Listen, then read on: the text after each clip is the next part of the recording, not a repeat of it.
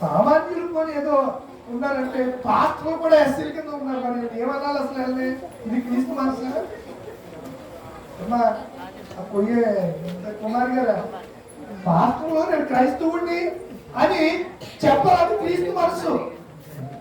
నేను దేవుడిని చెప్పాడు. ఎవరు? యేసయ్య ఏం చెప్పాడు? నేను దేవుణ్ణి. మరి దేవుణ్ణి నమ్ముకున్నటువంటి కుమారుడు కుమార్తెమైన నీవు ఏం చెప్పాలి? నేను ప్రభుని నమ్ముకున్న వ్యక్తిని, నేను క్రైస్తవుని, నా ఆధార్ కార్డులో కూడా ఆది అందరికి ఇష్టాన్ని ఉండాలి, నా సర్టిఫికెట్లు కూడా అలాగే ఉండాలి, నేను ఆ పేరుతోనే పిలవబడాలి అని. నేను సామాన్యులు చదువుకున్న వాళ్ళ గురించి మాట్లాడతా. రిజర్వేషన్ మనకు అవసరం. మనం ఒకవేళ మనము హృదయం మారాలి తప్ప మనము లౌకికంగా మార్పు కాదు.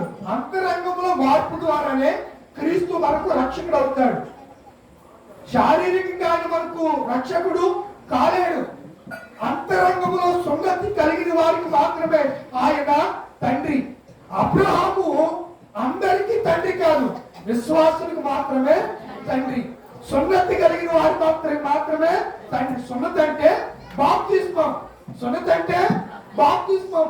బాప్తిస్మము తీసుకుని నేను ప్రభు పెట్టాను అన్న వాళ్ళకి మాత్రమే అబ్రహాము తండ్రి, కానీ మిగతా వారికి తండ్రి కాదు. సరే, చదువుల కోసం మనం చేస్తున్నాం, నేను దాన్ని తప్పు పట్టట్లా. అది వాక్యానుసారం కూడా. ఎప్పుడైనా అవకాశం ఉన్నప్పుడు అసలు ఎస్సీగా ఉండొచ్చా కాదని ఒక సబ్జెక్ట్ మీకు నేను జ్ఞాపకం చేస్తాను బైబిల్ ఆధారంగానే. సరే, ఈ దినాన్న ఇప్పుడు సేవకులు కూడా ఈ నూతన సంస్థలో అందరు కూడా ఎస్సీలే. ఒక్కడు కూడా క్రైస్తవ సంఘ పాస్టర్ లేడు, ఒక్కడు కూడా. అందరు ఎస్సీలే. ఆధార్ కార్డులోనేమో సుబ్బారావు ఉంటుంది, క్యాస్ట్ ఏమో మాలాడని ఉంటుంది, ఎస్సీ అని ఉంటుంది. అంగీలు వేసుకుని బోధలు చేస్తారు, నేను పాస్టర్ అంటారు. ఇది క్రీస్తు మనసు అంటారా? ఆలోచించండి. నేను ఎవరిని విమర్శించండి. మీకు వాస్తవం సత్యం తెలియాలి. మీకు సత్యం అనేది తెలియాలి. ఎంతకాలం అసత్యంలో ఉంటామండి. ఇప్పుడు ఆటోడు ఆ నెలలు పరలోకం మనల్ని వెళ్ళవడు. అందుకే నేను ఏమంటానంటే గుడ్డాడు అమ్మా పిడకాలను గుడ్డాడు పిడకాల కాలేదు సుందర కాలేము గారు గుడ్డాడు దాడి చూపితే. ఇప్పుడు మీరు పూర్వం నుంచి పిడకాల క్రిస్టియన్స్ ఆ పేర్లు వాళ్ళందరూ కూడా స్టార్టింగ్ లోనే ఏ క్రిస్టియన్స్ కన్వర్ట్ క్రిస్టియన్స్ అంటే మిషనరీల ద్వారా సువార్త విని వెంటనే సర్టిఫికెట్లు కూడా ఏం మార్చేస్తున్నారు? ఆర్యన్. మీకు సర్టిఫికెట్ ఆర్యన్ క్రిస్టియనే కదా ఏమా? అవునా? అంటే బీసీసీ, ఎస్సీ అంటే షెడ్యూల్ క్యాస్ట్, బీసీ అంటే బ్లాక్వర్డ్ క్యాస్ట్. వెనక వాడు షెడ్యూల్, వీడు వెనకబడిన తరగతి. మన స్థితి ఏం మారలా. మన స్థితి ఎప్పుడు మారింది?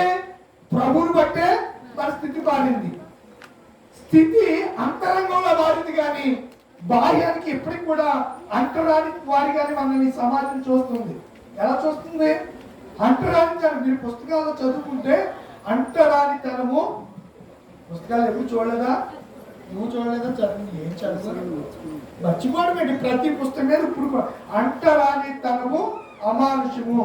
దీన్ని ఎవరైనా మీరు అంటరానిరా, మీరు తక్కువరా అని అంటే వారికి జైలు శిక్ష అంబేద్కర్ రాశాడు. కానీ అమలు చేసేవాడు ఎవరు ఉన్నాడు? మనల్ని కచ్చిరా బూతులు తిడుతున్నారు, ఎలా ఎందుకు తిట్టారు అని మన పక్షాన్ని అడిగేవాడు ఎవడున్నాడు? ఎవరైనా ఉన్నారా? లేదు కదా. యేసయ్యే మన పక్షంగా ఆయన శ్రమ అనుభవించాడు. ఆయన దాసుని స్వరూపమును ధరించి ఎలా చేసుకున్నాడు? రిక్తుడు అంటే ఖాళీ చేసుకున్నాడు. ఏది లేదు ఆయన దగ్గర.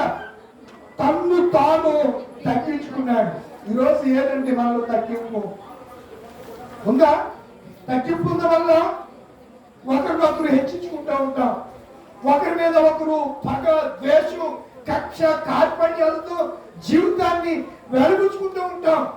యేసు ప్రభు అన్నాడు, నీ సహోదరుని మీద నీకు విరోధం ఏదన్నా ఉంటే బలిపీఠం దగ్గరకు వచ్చినప్పుడు అది జ్ఞాపకం వస్తే బలిపీఠం దగ్గర అన్ని అప్పుడు విడిచిపెట్టేసి వెళ్ళి యమాదేవుతోటి సమాధాన పడి వచ్చి బలి అర్పించని చెప్పాడు యేసు ప్రభు. కొండ మీద ప్రసంగం చెప్పాడా లేదా? ఇదన్నా తెలుసు కదా. మనకి ఎక్కడుంది సమాధానం? ప్రతి వారితోటి కుదురాటే, ప్రతి వారితో మనకి విభేదాలే, ఒక మాట అంటే పడలేం. మరి యేసు ప్రభు వారు ఇన్ని శ్రమలు ఎవరి కొరకు? మరి ఆయన పిల్లలు మన పడక. నేను చాలా ముక్కోపని, ఎంత కోపమో ప్రభులోకి వచ్చాక అదంతా ప్రభు వారు తీసేశారు. నేను కూడా ఆ సాధన చేసి ఆ కోపం అనే నరాన్ని లేదా ఆ కోపం అనే ఆ చేదును నాలోంచి నేను తీసేసుకున్నాను. దీర్ఘశాంతం. కొన్నిసార్లు కోపం వస్తుంది. ఏ విషయంలో అంటే దేవుని పిల్లలుగా నడవకుండా వారి ఇష్టానుసారంగా ఉన్నప్పుడు మాత్రమే కోపం వచ్చి మిమ్మల్ని గద్దిస్తాను, అంతే తప్ప నీ మీద నాకేదో ద్వేషం, కోప, కక్ష ఇవేమి నాకేమి మీదే ఉండవు. మీరు చక్కగా పాటలు పాడాలని ఇందాక అన్నాను కదా, కలువరి అది ఎన్నిసార్లు పాడావు, మరి నాకు రాదంటే నాకు ఎలా ఉంటుంది చెప్పరేంటిలా? బాగానండి కోపం వచ్చేస్తాయి. ఎన్నిసార్లు పాడావు? పాడినప్పుడు నేర్చుకోవాలి కదా. మీరు స్కూల్కి వెళ్తున్నారు, స్కూల్కి వెళ్ళినప్పుడు మీరు నేర్చుకుని ఎగ్జామ్ రాత్రి పాస్ అవుతారా, లేకపోతే పేపర్ తెల్ల పేపర్ ఇచ్చేసి నెంబర్ వేసి ఇచ్చేస్తే పాస్ అయిపోతారా? పేపర్లో నెంబర్ ఉంటుందా? ఆన్లైన్లో నెంబర్ కనపడుతుందా? ఉండదు కదా. మీరు ఎగ్జామ్ రాస్తేనే మంచి మార్కులు వస్తాయి. నీ గ్రేడు, నీ మార్క్స్ అన్ని కూడా అలా డిస్ప్లే ఆన్ చేయగానే నీ నెంబరు సెర్చ్ చేయగానే ఫలానా సో అండ్ సో ఈ మార్కులు వచ్చినాయని కనిపిస్తారు. మనం కూడా ఏం చేయాలి? పరమార్థ శ్రమ, క్రీస్తు యొక్క మనస్సు ఏంటో మనము గుర్తెరగాలి. క్రీస్తు మనస్సును మనం అర్థం చేసుకోలేకపోతే, క్రీస్తు ప్రేమను మనం అర్థం చేసుకోలేకపోతే, క్రీస్తు త్యాగాన్ని మనం అర్థం చేసుకోలేకపోతే మనం ఎప్పుడు కూడా ఎలా ఉంటాం? ఇస్మాయిల్ సంతానంలాగా ఉంటాం. వాళ్ళు అడుగుగాడిద స్వభావం ఉంటే మనుషులు ఏ స్వభావం వాళ్ళది? అడివే గాడిద. గాడిద వేరు, అడవి గాడిద వేరు. ఈ గాడిద యేసుప్రభు ఎక్కిన గాడిద, రేపు తింటారులే. యేసుప్రభు ఎక్కిన గాడిద కట్టబడిన గాడిద. అడవిలో గాడికి స్వేచ్ఛ. అడవిలో గాడికి ఏముంటుంది? స్వేచ్ఛ. దాని ఇష్టం వచ్చినట్టు తిరగొచ్చు. అడవిలో తిరగొచ్చా తిరగకూడదండి. అడవిలో తిరుగుతుందా గాడిద? తిరుగుతుంది. అడవి గాడిద స్వేచ్ఛ అనుసారంగా ఆ గాడిద ఉంటుంది. కానీ సాధువైనటువంటి సాత్వికమైనటువంటి మోసే గాడిద, బరువులు మోసే గాడిద, వినయానికి చూసేటువంటి గాడిద మనము చూసినప్పుడు దానిని యేసు ప్రభు వారి అధిరోహించినట్లుగా మనం చూస్తూ ఉంటాం. ఆయన తన్ను తానే ఏం చేసుకున్నాడంట? రిక్తునిగా చేసుకున్నాడు. రిక్తుడంటే మన ఖాళీ అని కూడా అంటారు. నా దగ్గర ఏమి లేదు. ఎన్టీ రామారావు అన్నాడంట, నా దగ్గర ఏముంది బూడిద అన్నాడంట. 83లో వరదలు వచ్చాయి, మీకు తెలుసా? 83లో ఏమొచ్చాయండి? వరదలు వచ్చాయి. మొత్తం పశ్చిమ గోదావరి జిల్లా అంతా మునిగిపోయింది, మొత్తం మునిగిపోయింది. ఇవన్నీ మునిగిపోయిన పరిస్థితుల్లో కొంతమంది క్రైస్తవ మిషనరీలు వాళ్ళు వెళ్ళి, మీరు సినిమాల్లో యాక్ట్ చేసి గోల్ సంపాదించారండి, రాజకీయాల్లోకి వచ్చారు కదా, ప్రజలు చాలా ఇబ్బంది పడుతున్నారు, మీ తరఫున మా ఆర్గనైజేషన్ కి ఈ సంస్థకి ఏదైనా సాయం చేయండి అంటే, నా దగ్గరే ఉంది చూడదు అన్నాడు. నిజంగా రియల్గా జరిగిన సంగతి. ఎవరు? ఎన్టీ రామారావు. ఈ సినిమా ఎన్టీఆర్, ఈ ఎన్టీఆర్ కాదు, జూనియర్. మీకు ఆయన అంటే బాగా ఇష్టం కదా. ఈ ఎన్టీఆర్ కాదు, పెద్ద ఎన్టీఆర్. ఆయన నటుడే, ఈయన మనవడు కూడా నటుడే అన్నాడట. కానీ యేసు ప్రభు వారు మీకు ఇవ్వడానికి నా దగ్గర ఏమీ లేదని ఎప్పుడు అనలేదు. ఏమి చేశాడు ఆయన? తన రక్తాన్ని మన కొరకు చేశాడు ఆయన. ఎవరన్నా ఉన్నారు అలాగా? రక్తాన్ని ఇచ్చేవాళ్ళు, రక్తాన్ని కార్చిన వాళ్ళు, మన కొరకు శ్రమలు అనిపించిన వాళ్ళు. సఫరింగ్ క్రైస్ట్, శ్రమల క్రీస్తు. సఫరింగ్, ఆయన చాలా శ్రమ పడ్డాడు. ఆయన ఎవరి కొరకు? మన కొరకు అనే సంగతిని నేను జ్ఞాపకం చేస్తున్నాను. మరొక విషయాన్ని మీకు నేను జ్ఞాపకం చేయడానికి ఇష్టపడుతున్నాను. చూడండి, లూకాసు వార్త.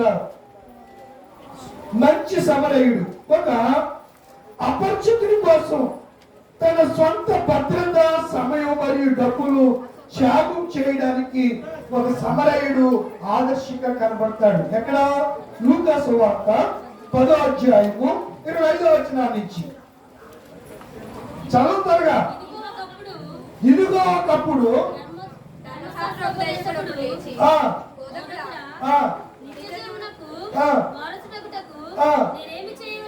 ఏమడుగుతున్నాడు? అడిగేవాడు ఎవడో నీలాంటి కాదు, మాస్టర్ గారు, ధర్మశాస్త్రోపదేశకుడు, ధర్మాన్ని బోధించేవాడు. నిత్య జీవం అంటే ఏంటో తెలియకూడదు. మరి ఎలా బోధిస్తున్నాడు నాకు అర్థం కాలేదు. నీకోదేమో కూడా తెలియలేదండి. క్రొత్త జన్మ అంటే ఏంటో, నిత్య జీవం అంటే ఏంటో తెలియలే. చదువమ్మా. ఎలా అడిగాడంట? బతికే అది కదా. అందుకైన ధర్మశాస్త్రోపదేశకుడు కదా, ధర్మశాస్త్రమందు ఏమి రాయబడినదని, నీవు ఏమి చదువుతున్నావని ఎవరిని అడిగాడు? ఎవరు అడిగారు? యేసు ప్రభు అడిగారు. ధర్మశాస్త్రోపదేశకుడు యేసు ఏమడిగాడు? నిత్య జీవాన్ని పట్టుకోండి, వాక్యాన్ని పట్టుకోండి. నిత్య జీవానికి వారసుడు అవడానికి నేనేం చేయాలని ఎవడు అడిగాడు? పాస్టర్ గారు అడిగాడు. బోధించే బోధకుడిగా ఉన్నవాడిని చెప్పాలి కానీ యేసుని అడుగుతున్నాడు. అయ్యా, నిత్య జీవం కావాలంటే నమ్ముకోమని చెప్తున్నాను, ఇలా అన్ని చెప్పాలి. కానీ అక్కడే అడుగుతున్నాడు యేసుని, నిత్య జీవం పొందాలంటే నేను ఏం చేయాలి? అందుకు యేసు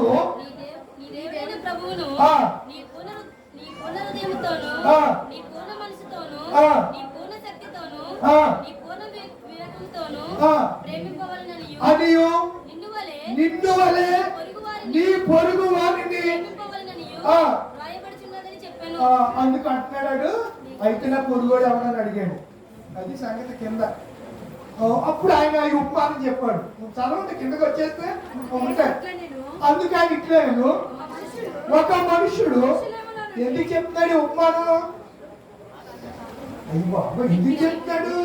వాడు అడిగాడు కదా అన్నాడు. ధర్మశాస్త్రం ఏం చెప్తుందని యేసయ్య అడిగాడు. అడిగి యేసు ప్రభు చెప్పాడు. ఏం చెప్పాడు? నిన్ను వల్ల నీ పొరుగు వారిని అని చెప్పాడు. ఎవరు? యేసయ్య. ఎవరికి? ధర్మశాస్త్రం. అప్పుడు నా పొరుగువాడు ఎవడని అడుగుతున్నాడు. ఎవడు? ధర్మశాస్త్రం దర్శకుడు. నా పొరుగువాడు ఎవడు? మా ఇంట్లో ఎదురుకుండా ఉన్నాడు మా పొరుగువాడా, పక్కవాడు మా పొరుగువాడా, ఎవడు నా పొరుగువాడు అని అడిగాడు. అడిగితే అప్పుడు యేసు ఈ ఉపమానం చెప్పాడు. ఇప్పుడు చదువు రాయిస్తారు. అందుకు యేసు ఇట్లా, నేను ఒక మనుషుడు ఎక్కడి నుంచి అంట? యెరూషలేము నుండి ఎక్కడికి వెళ్తున్నాడు? దిగి వెళ్ళొచ్చు. ఎక్కడ చిక్కాడంట? ఎవరికి చిక్కకూడదో వారికే చిక్కాడు. వీడు ఎక్కడి నుంచి ఎక్కడికి వెళ్ళాలి? ఎరుకులో నుంచి యెరూషలేముకి వెళ్ళాలి యాక్చువల్ గా. కానీ వీడు ఎక్కడికి వెళ్తున్నాడు? గుర్తు గడ్డి తిని ఎక్కడి నుంచి వస్తున్నాడు? యెరూషలేము ఎలాంటిది? సమాధాన పట్టణం, దేవుడు కోరుకున్న నగరం, పట్టణం. దేవుడు కోరుకున్నాడు. యెరూషలేము గుమ్మములు దేవునికి ప్రియములై ఉన్నవి. యెరూషలేము నిన్ను ప్రేమించు వారందరూ ఆశీర్వదించబడుదురు. యెరూషలేము కొరకు ప్రార్థన చేయుడి అని ఎన్నో ప్రవచనాలు ఉంటే వీళ్ళు యెరూషలేమును వదిలేసి యెరికో పట్టణానికి వెళ్తున్నాడు. యెరూషలేము కొండ మీద ఉంటుంది, యెరికో ఏమో కింద ఉంటుంది. గతంలో కూడా చెప్పాను, యెరికోలో నీళ్లు ఎలాంటివి? ఎలిసి బాగు చేశాడు కదా యెరికో నీళ్ళు కాదు, సారము లేని నీళ్లు ఉప్పు వేసి బాగు చేశాడు. ఏమి అసలు మామూలుగా కాదు అసలు. ఆ నీళ్ళని ఉప్పు వేసి కొత్త కొండలో ఉప్పు వేసి పట్టినాడు. అంటే ఎలిషా శిష్యులు తెస్తే రాజులు 2వ గ్రంథం 4వ అధ్యాయంలో ఆ విషయాలు ఉంటాయి. పట్టుకొచ్చేస్తే నీళ్లు ఊటలన్నీ ఏమైపోయాయి? పైకి ఎరుక ఎలా కనబడుతుంది? అందంగా రమ్యంగా కనబడుతుంది. కానీ నీళ్లు తాగితే కటికి చేదు, సారవలేవు. ఆ విషయం ఎవరితో చెప్పారు వీళ్ళు? శిష్యులు ఎలీషాతో చెప్పారు. ఎలీషా ఏం చేశాడు? అబ్బాయి కొత్త కుండోడు పట్టండి, ఆ కుండలో ఉప్పేసి తీసుకురండి. ఆ కుండలో ఉప్పు ఎందుకు వేశాడు? ఆ నీళ్ళ ఓటలు వేయగానే ఓటలన్నీ బాగైపోయాయి. చక్కని స్వచ్ఛమైనటువంటి నీళ్లు. మీకు ఇజ్రాయెల్ టెక్నాలజీ గురించి మీకు చెప్పాలి. ఉప్పు నీళ్ళని మంచి నీళ్ళుగా మార్చగలిగినటువంటి మొట్టమొదటి ప్రాజెక్ట్ ని స్థాపించిందే ఇజ్రాయెల్ కంట్రీ. సముద్ర నీళ్ళన్నీ ఎలా ఉంటాయి? ఉప్పు నీళ్ళే. అసలు మంచి